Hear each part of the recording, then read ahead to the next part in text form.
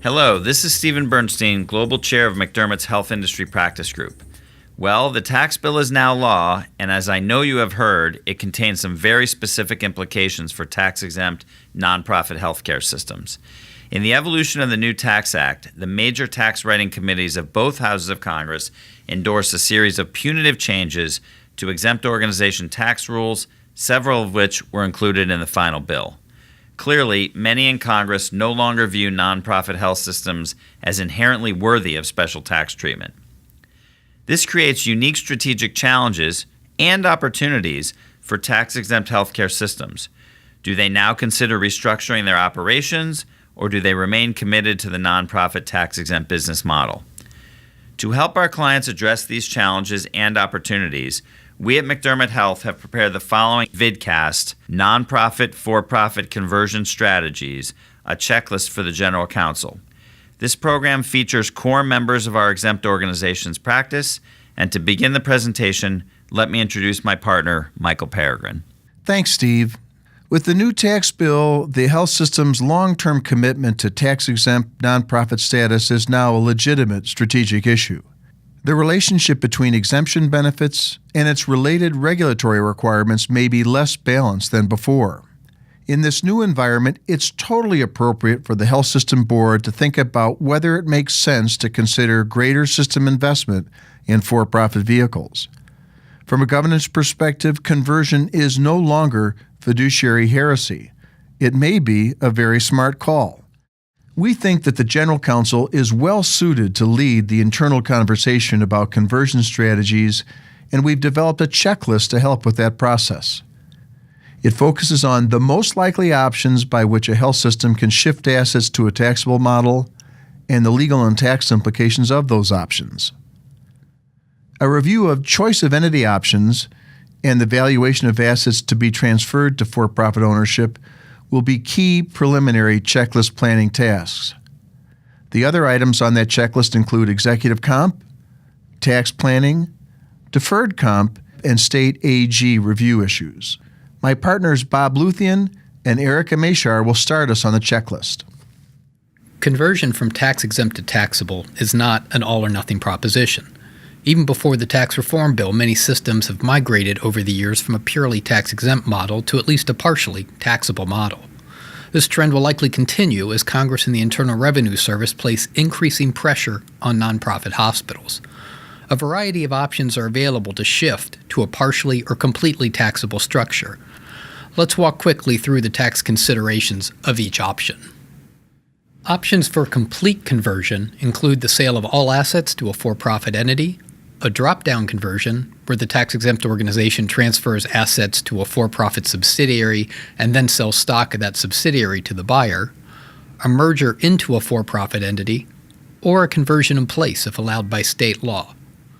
Often these transactions do not trigger taxable income, although an analysis must be undertaken to confirm this result based on the specific facts and circumstances. In addition, if tax-exempt bonds were used to finance the assets being converted, careful review of the bond documents is in order to determine the steps involved in the conversion.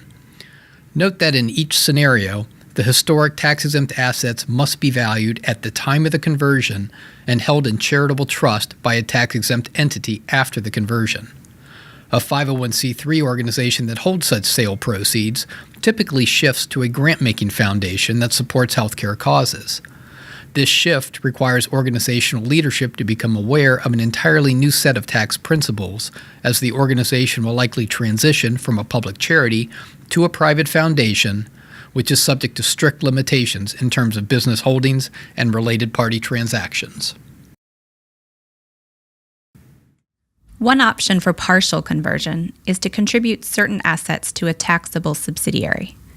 Even for health systems not motivated to convert, a corporate subsidiary may now be advisable in light of the UBTI provisions in the final tax bill, which prevent losses from one unrelated business from offsetting profits of another.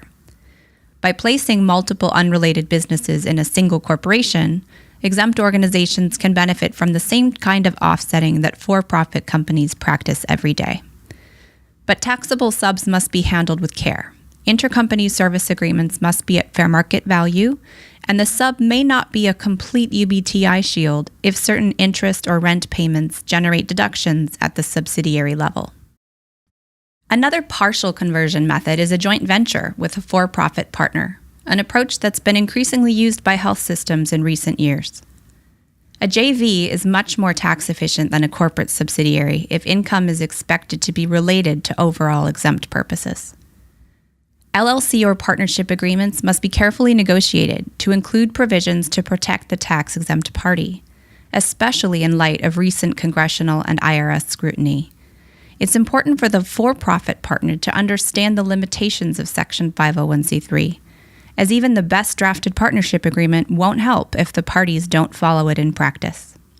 Consider drafting an exit mechanism to allow the hospital to leave the JV if continued participation poses a threat to the hospital's exempt status. And the next item on the checklist is the executive compensation implications of tax-exempt versus taxable operations. To walk us through these issues, here's our partner, Ralph DeYoung. The Tax Act includes major changes to executive compensation for health systems and other large exempt organizations. An exempt organization will now owe a 21% excise tax on total compensation exceeding $1 million paid to its 5 highest paid employees, as well as on termination payments that exceed 3 times total average compensation paid to the same group of 5 highest paid employees. Nonprofit health systems are quite concerned that this new tax will adversely impact their ability to compete with for-profit entities for top talent. But let's focus on the organizational structure for a moment. These taxes are calculated by looking at all pay received from the exempt employer and from any related organization that is controlled by or controls the employer. We can anticipate rules that will attempt to capture any pay that comes from another entity, whether that's a tax-exempt organization or a taxable organization. We believe there will be planning opportunities to reduce the impact of these taxes, especially for large multi-corporate health systems, such as looking at moving employment, using service agreements, and figuring out whether another entity is truly controlling or controlled by the exempt organization that might be subject to these taxes. All organizations subject to these taxes should consult with legal counsel about potential restructuring of executive compensation going forward. The new 21% excise tax is intended to place tax-exempt organizations in the same position as publicly held companies, which are subject to limits on the deductibility of compensation. But privately owned hospitals do not face such limitations, so tax exempts are now at a distinct disadvantage when compared to many of their for-profit competitors when it comes to executive compensation. If compensation practices cannot be restructured to mitigate the new tax, nonprofit hospitals might consider conversion to a for-profit model as necessary to prevent their top executive leadership from taking positions with taxable competitors. The next item on our checklist concerns the benefits implications, and for that we turn to our partner, Mary Samsa.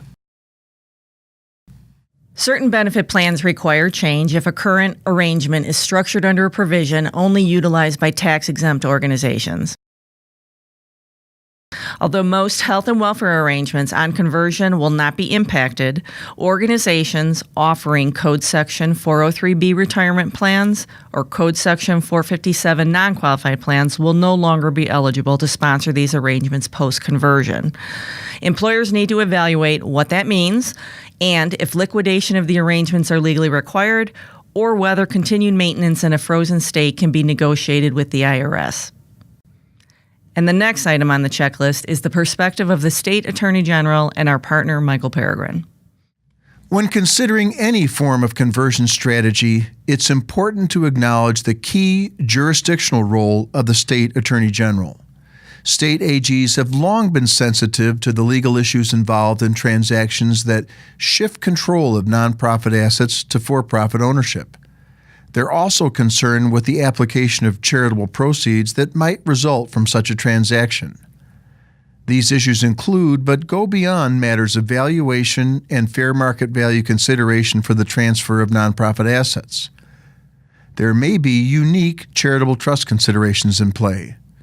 Also, depending upon the state and the nature of the transaction, the Attorney General may require advance notification and possibly compliance with the state review process. It's also conceivable that an AG may require some degree of ongoing supervision of the underlying transaction after closing. So it's good to include AG review matters in your conversion feasibility checklist. And for some additional tax planning considerations, let's return to Bob and Erica. The tax reform whirlwind has shown us that Congress is skeptical as to whether large, sophisticated tax-exempt healthcare systems are worthy of the benefits of tax-exempt status. Systems focused merely on the specific changes in the tax laws and how they affect day-to-day operations will be missing the forest for the trees. Going forward, boards of directors and executive leadership must be prepared to articulate how the delivery of healthcare services through a tax-exempt nonprofit model is distinguishable from the delivery of such services in a proprietary model. The IRS revoked the tax-exempt status of 2 hospitals in 2017 due to a perceived failure to operate in a charitable manner. Compliance with tax rules, as well as a bigger picture devotion to exempt purposes, evidenced in the strategic plan and board minutes, must be top priorities for organizations that wish to continue as tax-exempt. And to wrap up, our partner, Steve Bernstein. Well, clearly, the tax reform bill has placed the strategy of for-profit conversion in play. We're not suggesting that it is a must-do strategy, rather that it is a legitimate issue for conversation. Depending upon the options considered, the legal and financial barriers could be significant, but there's no cost to having a boardroom conversation about it, and the General Counsel is the right person to lead that discussion. On behalf of McDermott Health, thanks for watching.